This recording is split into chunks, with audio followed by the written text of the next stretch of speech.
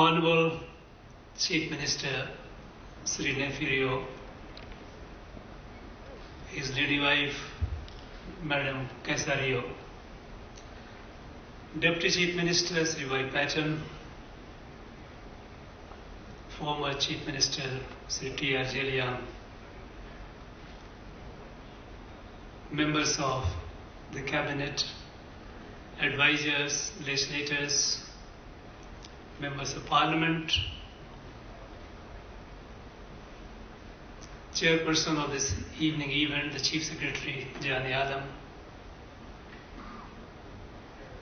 members of the civil society, tribal bodies, senior officials of the central and state government.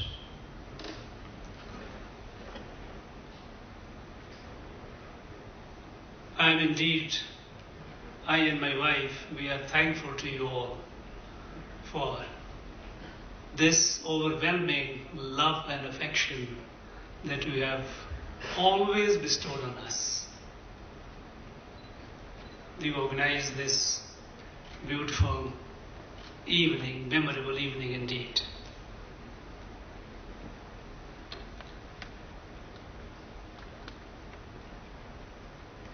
My association with the Naga people extends way beyond my coming here as governor or even as an interlocutor. And all through over 3 decades of association, I have benefited immensely by the inherent love, goodness, and affection which the people of this place bestow on a friend.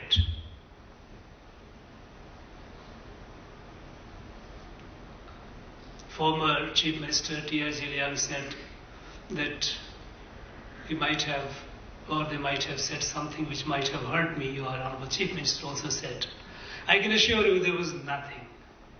And there is a saying that if you don't quarrel, what kind of friend you are if you haven't quarreled? Honorable Chief Minister said about, am I going to a more civilized place? Somehow, I respectfully disagree with him because this place is no less civilized, maybe more civilized. Civilization is not, maybe in terms of industrial civilization, some places may be a little ahead. But in terms of the human civilization, in terms of human values, what we have in Nagaland, the people of Nagaland, in the rural areas of Nagaland is remarkable, unparalleled. And I for one, never for a moment feel comfortable when anyone says that they are less civilized. No, it is. So, Honorable Chief Minister, with respect, I disagree with you. This is a wonderful people.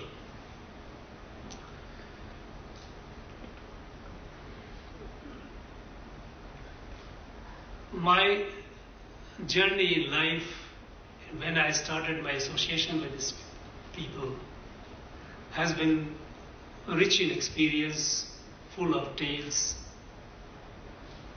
and a great learning experience. As a governor, I tried to do something which I could, a little bit, because my connect with the people is not merely official, it's much more than that. And it is impossible for anyone to extricate Nagaland or Naga people from myself or my being, whether I'm here or anybody else or anywhere else. I feel sad when I see our people who are among the finest of human specimens, human race, still struggling for things which should have been here well before. As a governor,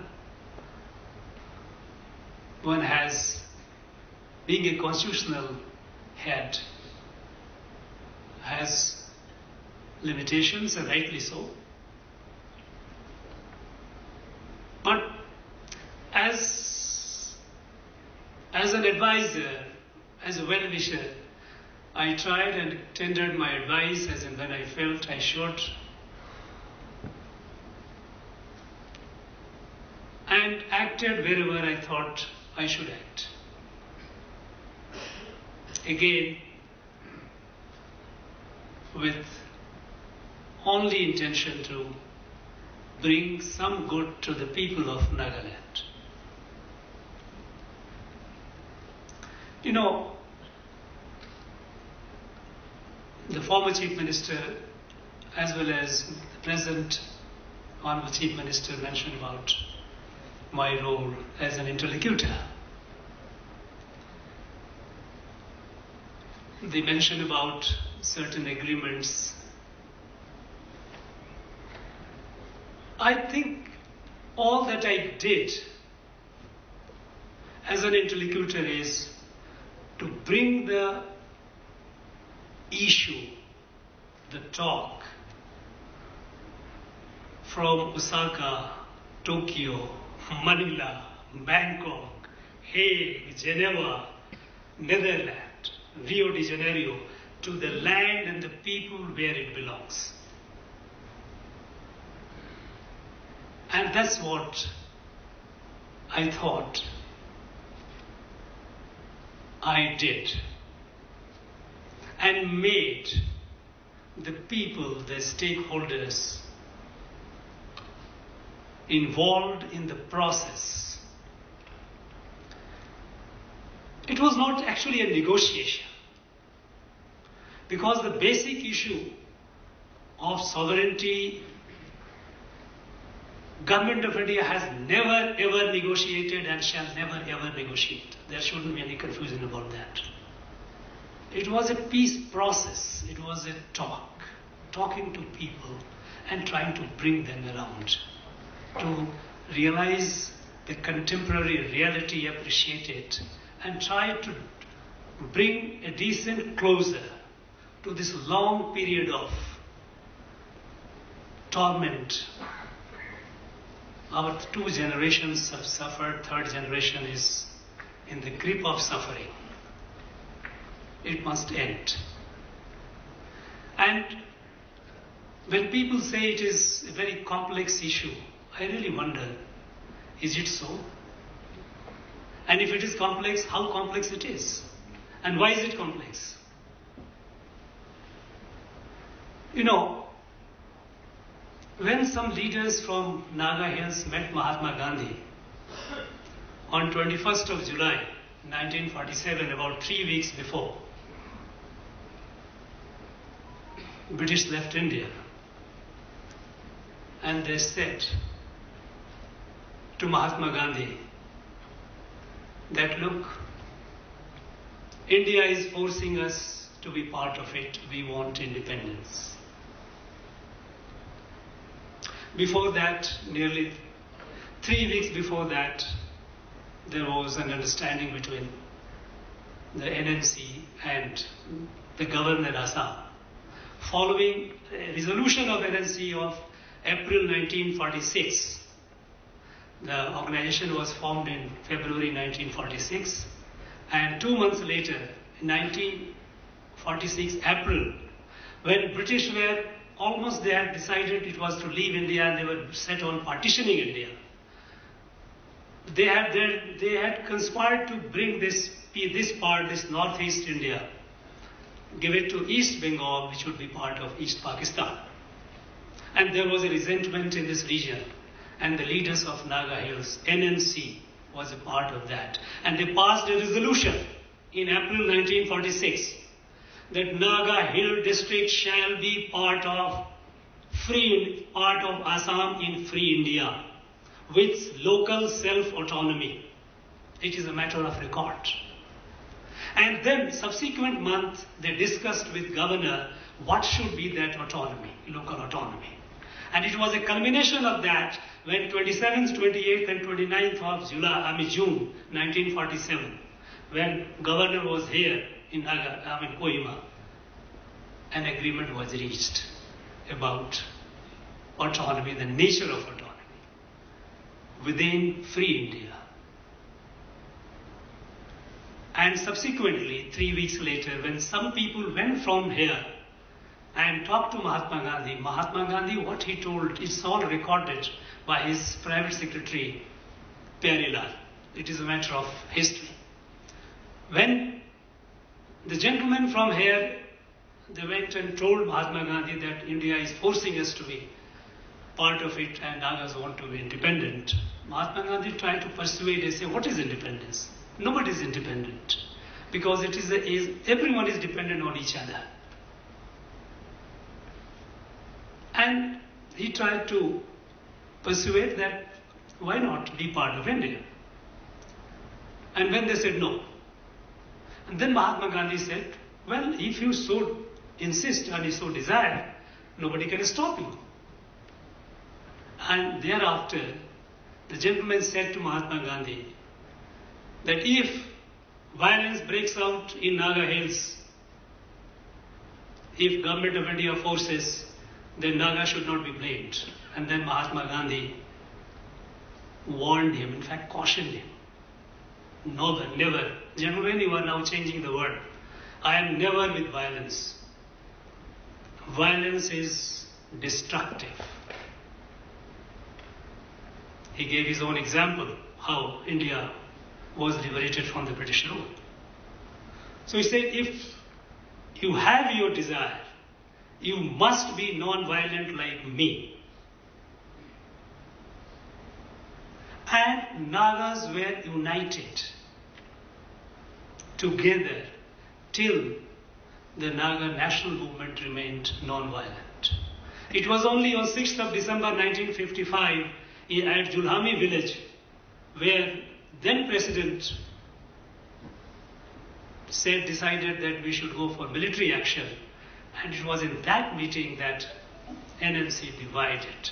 People like T. Sakri, who was perhaps the brightest among all, Vizol, Jasoki, they all said, no, violence is destructive, we will not go for violence. And then they split. And then they formed NNC Reformation to bring the sense to hardliners that violence is not good for us. And what happened thereafter when Sakri was killed and then violence began, and that brought. So violence has been the one which has divided the Nagas. It has brought far more miseries on Naga people. Now today the issue, the core issue is not. They will say that solution will come. The government of India is not like a magician that will do the magic and like a solution, like a rabbit will come out of the box. Solution lies with people here, especially with the leaders. Do we continue to remain silent when people with a gun try to bring up to talk about negotiate, to do the talk? Look, I think violence must be abjured. And be sure, Government of India, and especially this government under this leadership, shall never ever agree to negotiate or concede politically with anyone with a gun. That to bring early conclusion, what is needed is the leadership of this place must break the silence and ambiguity over whether issues should be resolved through peaceful democratic process or holding a gun in one's hand. So long this dilemma, this issue is not, I'm not very sure what kind of future is going to come. And I'm sure God will show us the light, the wisdom,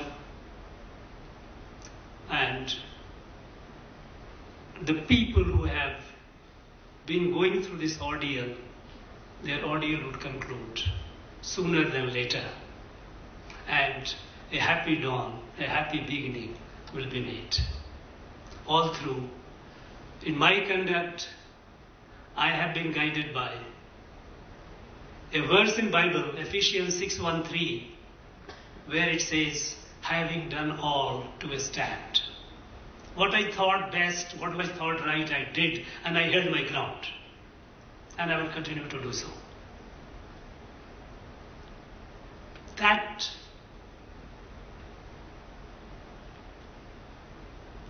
guiding philosophy, that guiding faith, that keeps me going, and I only pray to God that it keeps helping me, He keeps guiding me to follow this path. Friends, for your love, for your affection, I am so grateful. My family, my wife, my children, my daughter, we are also grateful to you. We will always remain beholden to you for your love and affection. And in me, you will always find a forever friend and a well-wisher. Wherever I am, I have never felt that I am not one among you. Never for a moment. And that's your greatness more than mine. My contribution. Thank you once again. God bless you all. God bless Nagaland. Jai Hind.